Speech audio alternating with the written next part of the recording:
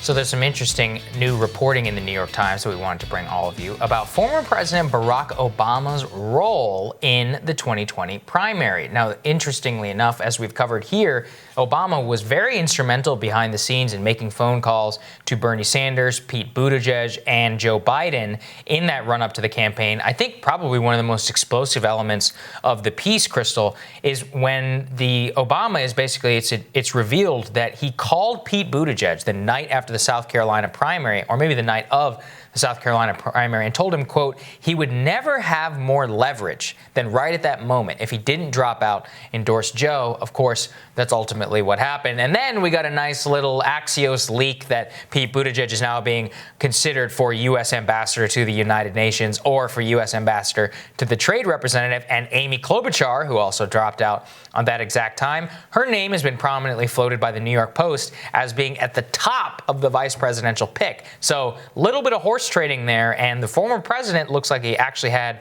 quite a bit of a heavy hand in making sure that this happened. Yeah, I mean, this was all done in such a sly manner, honestly. I mean, look, it says it all that he wouldn't back Joe from the start, right? He wanted to wait and see how this all played out. And it also, some of the reporting in the Times also indicates that he was getting increasingly anxious as he watched Bernie Sanders win in state after state, but resisted still coming in because he worried, I think, about it looking too heavy-handed and ultimately sparking a backlash. So he still hung back, but behind the scenes, he was calling Pete. He was working the phones with Biden. He was even calling Bernie Sanders, and Bernie reportedly felt grateful that Obama just remained neutral.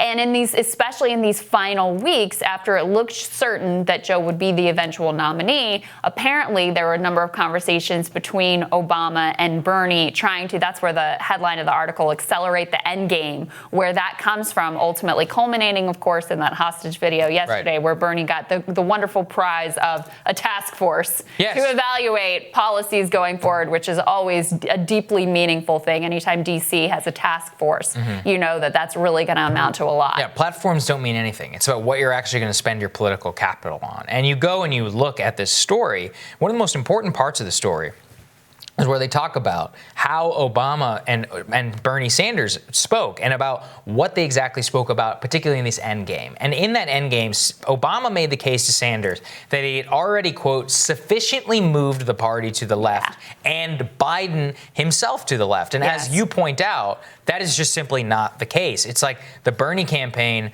got, 6 task forces with intermingled staff doesn't mean anything. No, Amy Klobuchar, who didn't win a single state, whose best finish was third, got more out of her exit than Bernie Sanders got out of his, which is absurd, right? No, what they say, this is the quote from the piece, in late March, Mr. Obama reached out to Mr. Sanders. The two men would talk at least 3 more times, with the former president reassuring Sanders that he had already accomplished much of what he had set out to do, moving the party and Mr. Biden substantially to the left, according to 2 people with knowledge of those interactions. And look, it is true that Bernie has moved the conversation left. He did most of that work, frankly, in 2016. Right? But this whole debate was framed this time around Medicare for all. But ultimately, you end up with the Joe Biden nominee, whose big concession to the left is lowering the Medicare age from 65 to 60, which is 10 years older than what Hillary Clinton was advocating. She was saying push it down to 50 last time around. So, no, you didn't move Joe Biden to the left. You didn't make progress in this primary in terms of moving what the priorities are.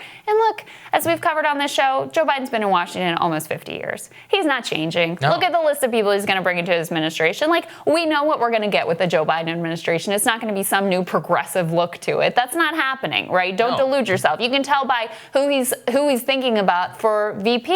There is no single Bernie Sanders affiliated person within the Democratic Party who's being considered for vice president or any other prominent position with the administration. They want to completely quash that portion and that movement of the party. Sure, they'll appropriate some of the talking points. Joe will mouth the words as he did yesterday, healthcare is a human right. Are they actually going to do anything to secure that right now? Of course they're not. No, and same thing on the personnel. This is what people don't realize. The Obama world and the deck is already built. It was built in 2016. Everybody, the Hillary campaign had it down to the undersecretary's assistants, literally, like in terms of who's going to work. They're just going to take that and put it all back. They might give, one or two people some undersecretary of commerce job with no power, ultimately still ruled above, to crank out reports being like, we need to do this. And then the Biden White House will be like, yeah, that's cute. And they'll be like, let's issue a study on it, or like have a commission or something. This is how it all works. This is like how they bury the things that they don't want to do versus the things that they will do. Again, ask yourself, what will a first 100 days of Biden administration actually look like? No idea. Nobody can answer that question. I don't think Joe can answer that question. Granted, in fairness, whoever is president next time around, whether it's Biden or Trump, they're going to be dealing with coronavirus fallout, economic fallout from the crisis we're living through right now. That's what the first 100 days is going to look like. But do we have any idea of what kind of the ongoing vision is? What even that would... First year. Yeah, we don't even have from Joe like what his preferred economic response is right now in this crisis. All we've gotten from him is like, we'll do what Trump did, only we'll do it better.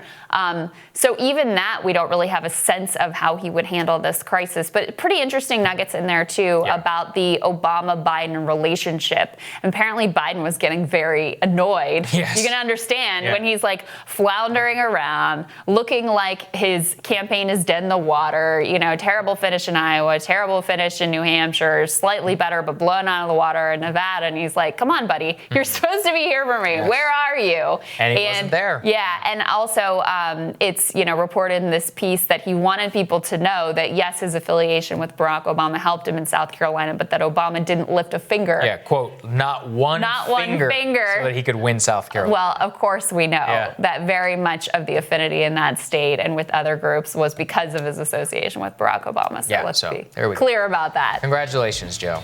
All right, we'll have more for you after this.